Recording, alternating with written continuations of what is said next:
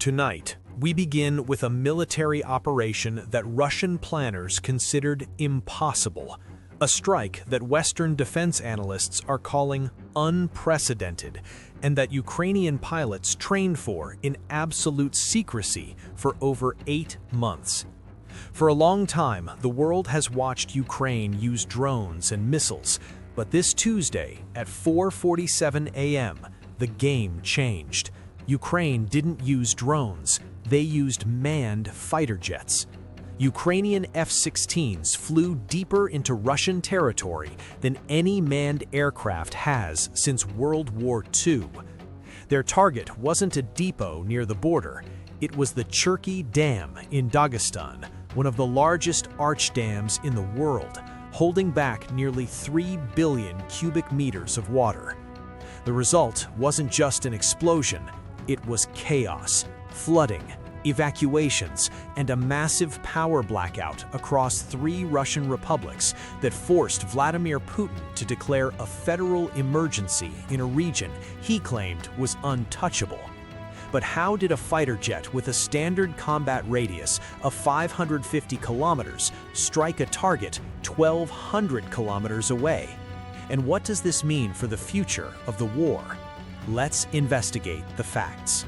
Let's look at the facts confirmed by reports. The target was the Chirkey Dam in Russia's North Caucasus region. The distance is the critical factor here, approximately 1,200 kilometers from Ukrainian-controlled territory. Mathematically, this shouldn't work.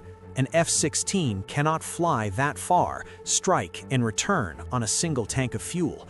Yet they did. The operation was a logistical puzzle solved over 8 months.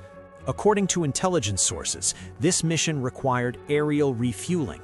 While no NATO country has officially admitted involvement, the flight path suggests the jets received fuel over international waters to extend their range. The pilots flew for 5 grueling hours.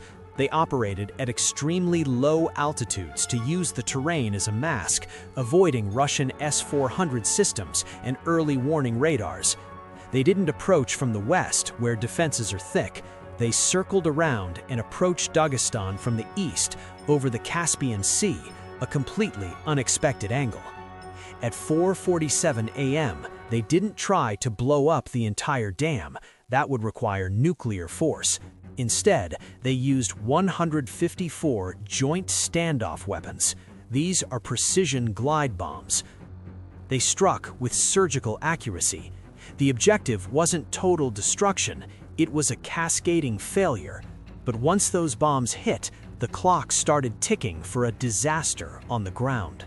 Here is where the strategy becomes visible. The pilots targeted 2 specific points: the hydroelectric powerhouse and the spillway gates. When the munitions struck the powerhouse, destroyed the turbines, and electrical output dropped by 50% in seconds. When the second set of weapons hit the spillway gates, it damaged the mechanisms that control water release. This triggered a chain reaction. The gates began to open uncontrollably. The Sulak River, usually a managed flow, turned into a torrent. Within just 2 hours, water levels downstream rose by over 4 meters. The town of Chirkey's Tros, located directly below the dam, began to flood immediately. Emergency services were overwhelmed. We're talking about 15,000 people displaced in the first 12 hours. At least 23 deaths have been confirmed, mostly elderly residents who couldn't escape the rising, freezing water. But the physical damage was just the trigger for something larger. The Chirkey Dam is the heart of the energy grid for the entire North Caucasus. When it failed, the grid collapsed. Rolling blackouts spread instantly from Dagestan into Chechnya and Ingushetia. Approximately 2.8 million people were left without electricity. Hospitals went to backup generators. Water treatment plants shut down. In the freezing mountain temperatures, heating systems failed. But why would Ukraine target a dam so far away? The answer lies in what else went dark that night. This brings us to the strategic implications. This wasn't just an attack on civilian infrastructure.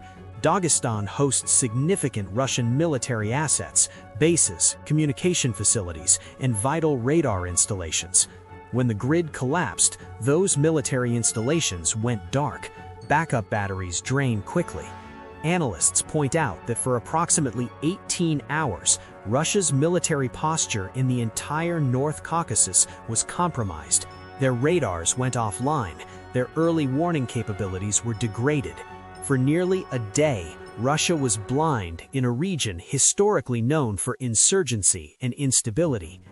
The Kremlin's reaction was telling. Initially, state media tried to cover it up, claiming the outages were technical maintenance. But as videos of the flooding spread on social media, the denial collapsed. Putin was forced to declare a federal emergency, dispatching resources that were already stretched thin by the war. This strike proved a terrifying reality for Moscow. The Russian military had no contingency plan for a manned aircraft strike at this depth. They assumed the North Caucasus was safe. That assumption has been catastrophically disproven. So what does this actually mean for the war? The strike on the Chirkey Dam represents the death of Russia's strategic depth. For centuries, Russia relied on its massive size for protection. The idea was that enemies might hit the borders, but the core infrastructure was too far away to be touched. That is no longer true. If Ukrainian F-16s can reach Dagestan, they can essentially reach anywhere in European Russia. They can reach the factories deep in the interior. They can reach the airfields. They can reach Moscow and St. Petersburg. Russia now faces a dilemma. They cannot concentrate all their air defenses on the front lines in Ukraine. They must now disperse them to protect every dam, every power station, and every bridge across a massive territory. And when you try to defend everything, you end up defending nothing effectively. President Zelensky met the pilots upon their return, awarding them the Hero of Ukraine distinction. He reportedly told them, "You have shown the world that distance means nothing." The psychological barrier has been broken. The war is no longer contained to the border regions. The chaos in Dagestan is a signal that no Russian infrastructure is immune. Now, I want to hear from you. Do you think this deep strike capability will force Russia to negotiate, or will it trigger an even more aggressive retaliation against Ukrainian infrastructure? Think about the strategy, not just the emotion. Leave your analysis in the comments below. And if you want to understand the geopolitical chess game behind the headlines, make sure you are subscribed. I'll see you in the next report.